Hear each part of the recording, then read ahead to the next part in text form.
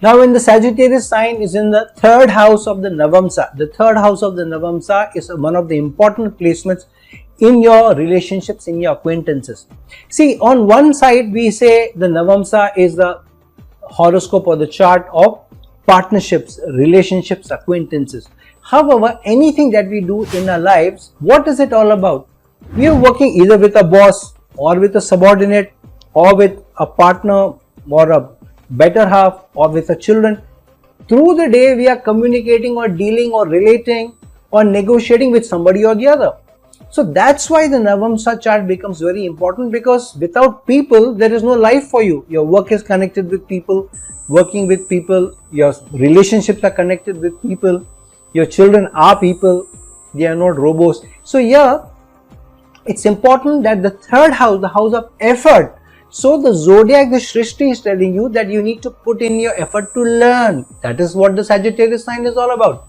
Without putting in an effort to learn, to evolve through the experiences those relations throw at you, you will not be able to gain. Because what is the third house? The third house is an Upachaya house, which means unless you put in the effort over a period of time, only then gains come to you. Unlike some other houses where the gains may be easier and gains may come through your luck. The third house is not about that. The third house is the house of effort, your self-enterprise. And it is an Upachaya house, just like the 6th, the 10th and the 11th house. But this is the most important house of effort. So, and that's why there is also a video which I made where I am calling the third house as the key to your destiny itself. That's how important the third house is. So, if you are ready to put in the effort to be able to work on your communication, to be able to put in how you are able to deal with others, and sometimes also using your enterprising and using your limbs, your hands, your feet to do something artistic, to do something innovative, be even teaching, consulting, guiding others, including in your relationship, then you earn and you gain from it. However, the gains are not so much only in terms of monetary benefit.